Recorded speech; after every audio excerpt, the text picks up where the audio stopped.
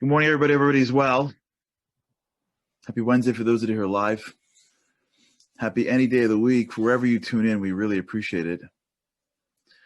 We've been really delving into this world of intentional communication. As you know, we're part of this larger group, larger, wonderful organization called Momentum. This month, they're speaking about the theme is teaching our children. And we started down the road of teaching, of influencing, and where we are in this journey is this recognition, or we're trying to recognize that I'm not teaching anyone anything if I'm trying to do anything but empower them. Like, if my intention is not to empower them, I'm not teaching them anything. Not anything that's going to last. And the words may work, but it's not going to really penetrate. This is a real phenomenon. You see this with people where I see this. You know, there are some teachers that they're influencers. I don't mean influencers like, Instagram influencers. I mean, like, they're teachers. They don't have access to the same level of followers that people that understand social media have. Like, we know people like this, and yet they have such an incredible impact. You know what I'm saying? Like, their messages seem to carry. And a lot of it is because their intention is correct. That's really the key to this. Teaching, influencing, helping. It's based on something that's deeper. Yesterday, I got an email from somebody that really, made my day, honestly. Made my day. Someone mentioned that their kid did something, missed a bus or something, and when he was talking to him, he realized that what was underneath the words wasn't very empowering. We were emailing back and forth about the words of one of my rabbis, a real mentor of mine, a rabbi in Israel named Rabbi Moshe Levy, who would tell me over and over again that of the most important work that a person does every day is this type of analysis. My kid came home. I said something to him. Did I say it because I was trying to empower him? Did I say it because I was upset with him? If I want to get one step deeper, did I say it because I was upset with myself? Maybe I wasn't a good enough parent to him. Like, we don't have to arrive at a solution. This isn't, psychotherapy. We have to just get in the game of asking. If anyone's ever had the pleasure of studying a page of Talmud properly, not that I have, I wish that I can study even a page properly. To properly study a page of Talmud is an aspiration. But if you even look at it from a very surface perspective, you'll see that it makes almost no sense that it's there. I remember when I first, in high school, elementary school, whenever I began to be introduced to Talmud, I remember asking the question that everyone else asks whenever you're introduced to Talmud, which is like, wait, we're reading about some argument that took place like 2,000 years ago. Like, why don't we just tell me, like, they're arguing over the law, right? Like, it's interesting maybe if I went to law school, but like, just tell me the law.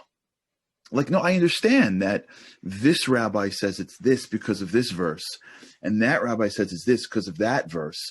And this rabbi is quoting a mechanism that is being used to interpret a verse, and that rabbi is using that mechanism. And I get it, and I'm all for the game. Like, I love watching the game.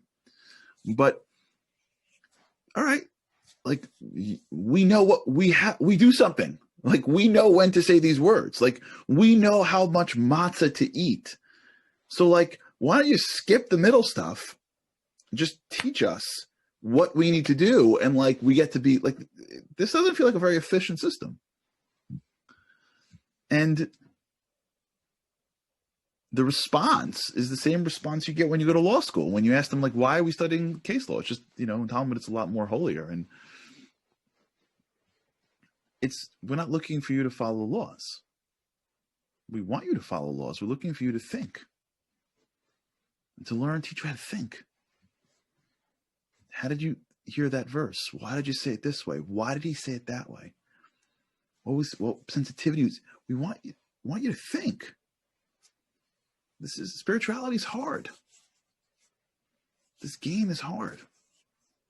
And when you start to think in deeper ways, you get more than just the law. You get yourself.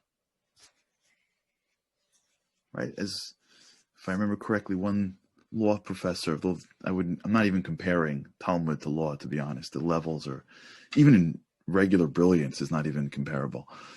But as one law professor told me, I'm not looking to teach you the law. I'm looking to make you a lawyer. They're very different. I can teach anybody law. Just pull it off the shelf. You don't need me. Being a lawyer is much harder. This game that we're in right now is not trying to get us anywhere.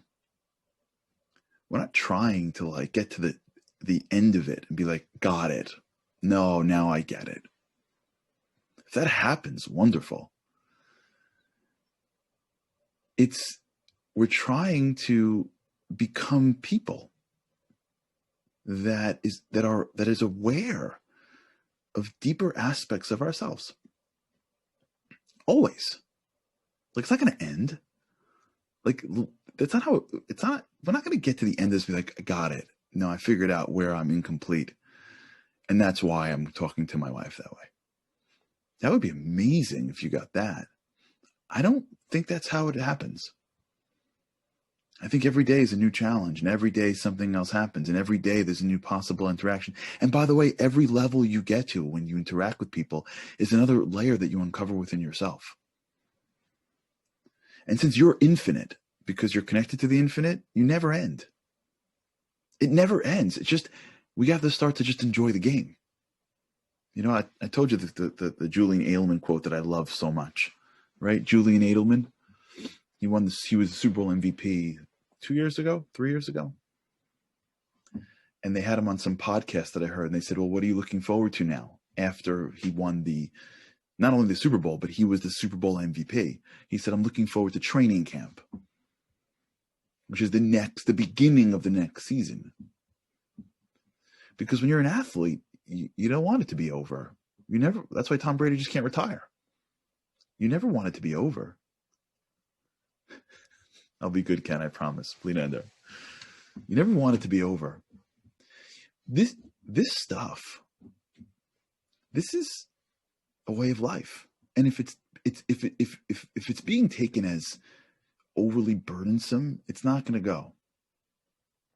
It's a way of life. My words carry meaning. My thoughts are driven by my desires. And I'm on a path for completion. Ever since I came to this world, my soul has been yearning to connect itself back to its source. Because my soul comes from a divine, complete source. And as my soul was placed into my body, I yearn for something more than just myself. That's the journey of life, in my humble opinion. So if you tell me that I can close this loop through school, I'll do it. And I'll take your word for it. I'll take your word for it that when I get the grade, I'll feel totally complete. And then when that completion goes away, I'll just assume that it continues. That's fine. And if you tell me that if I achieve this certain status in my career, I'll work 50 years for it, that's fine. We're constantly looking for someone to tell us what's going to give me that sense of completion. Yeah, Liran is, for those who are watching the comments, Liran nailed it. In Hebrew, it's called tikkun, or to fix. And it's this incredible journey that we're on. It's so exciting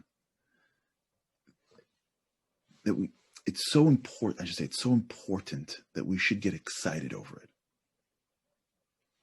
it. we have an opportunity to achieve a certain level of really, really deep-rooted completion and spiritual satisfaction. And yeah, there's stuff to do in the world. But the real work, so I've been taught, not that I know. Again, we got to make sure everybody gets that. Nobody think I know anything. I'm just a regular dude trying to share teachings from people that I have been blessed to have in my life. The way we really get there is not by what goes on outside us. The way we really feel that deep sense of completion is not based on whether the world cheers for us after we raise the trophy over our heads, whatever the trophy is. It's not when the thing happens in our life cycle. Those are wonderful things in life cycles. We should have them all. It's not what anybody says to us. Really. I was on the phone yesterday with a good friend who was having a challenge with a close friend of his. And he's trying to make efforts in that person's direction, and it's not being reciprocated. And I was trying to explain to him that it has nothing to do with the other person. It'd be nice if it were reciprocated, but really what you're feeling is that lack of connection based on your own efforts to that person that is now being manifested in the broken relationship. You'll feel the way you feel when you start to act in the right way towards that person, where in your core, you know you're doing what's the right thing to do. And you get that when you start to delve into that deeper part of you. What is it that I want out of this? What's driving me to think that thought? What's driving me to be mad at that person? Why am I so threatened by that person?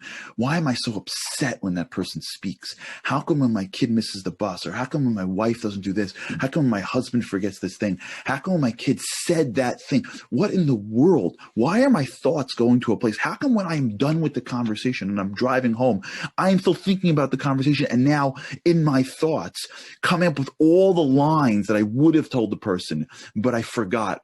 Really, I don't have the courage to. That's the real reason. But I'm not going to tell it to myself, of course, because I'm courageous. I really would have, but I didn't have the time. Why am I still replaying the conversation for? Did we ever stop to ask that question?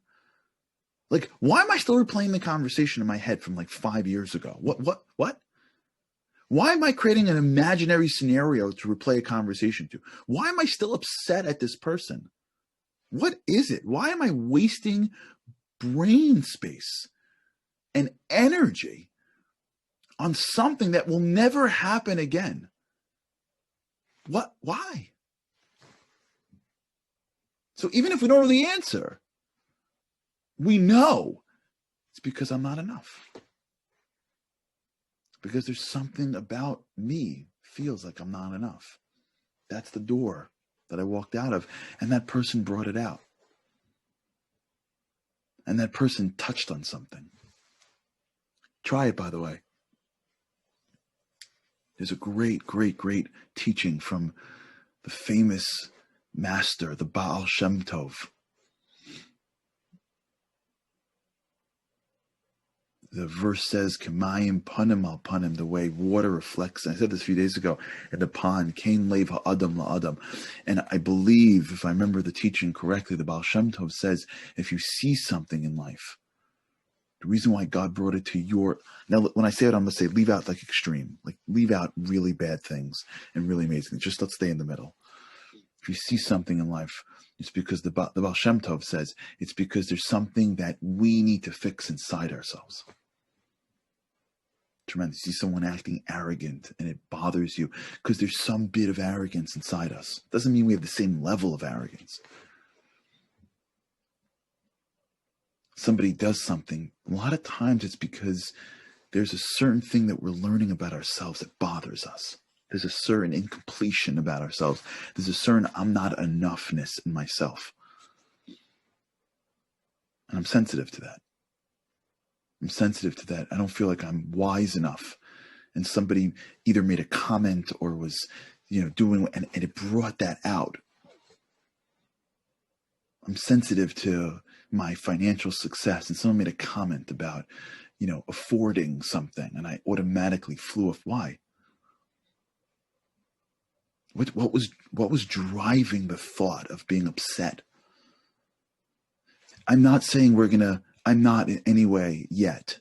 Maybe we'll get there when you can put things in boxes. And there's wisdom out there that speaks to like the different boxes of how you can look at the world, but we're not even there yet.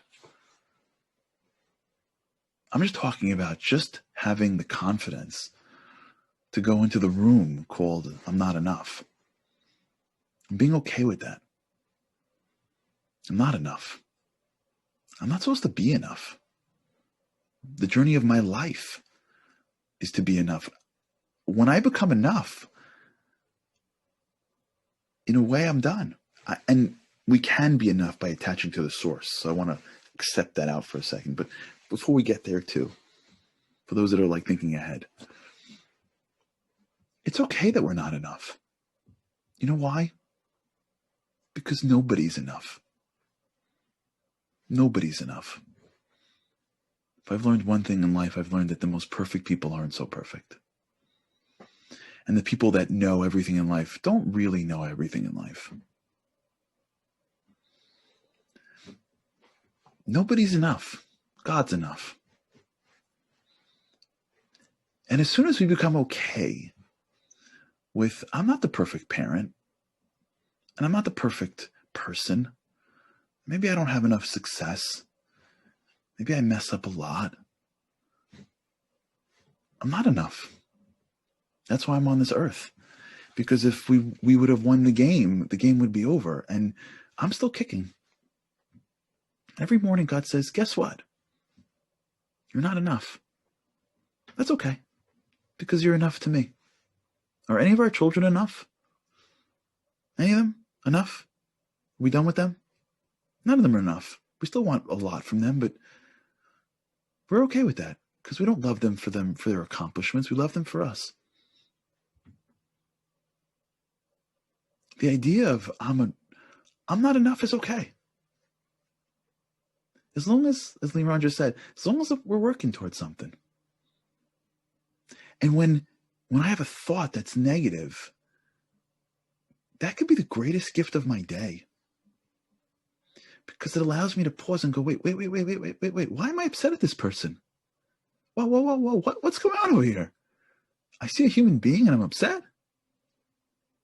Maybe there's something in me that I could work on today.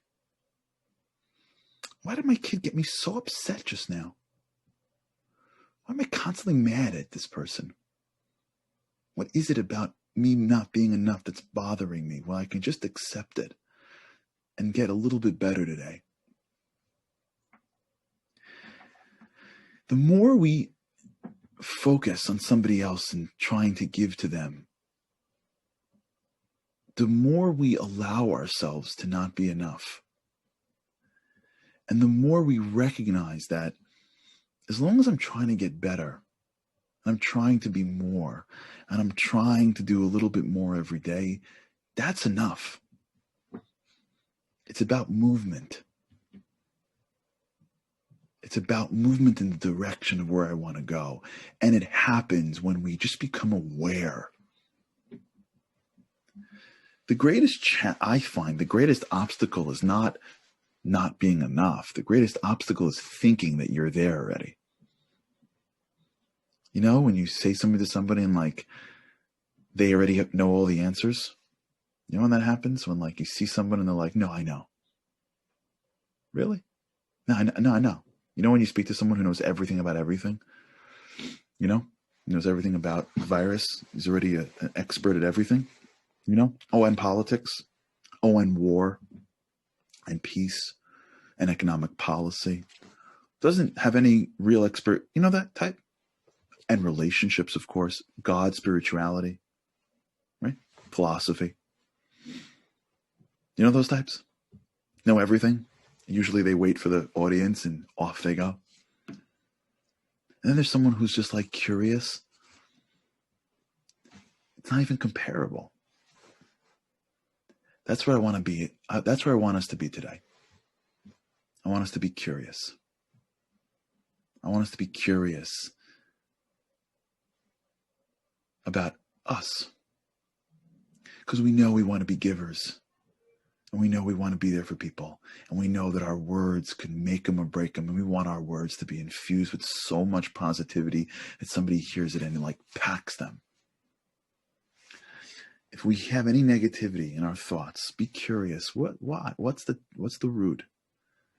Don't judge ourselves. Don't hurt ourselves. Don't overthink it. Be curious. Slowly, we'll see that light, and it'll affect everything. Okay, we'll continue this. All right, everybody. Thank you for being here for this. I feel honored that we're on this journey together. I really do. And if at the end of the day, all it does is make one conversation better, it's worth it. That's what we're here for. All right, have an amazing day with God, with God's help. I just can't wait to be with you tomorrow. Have a great day.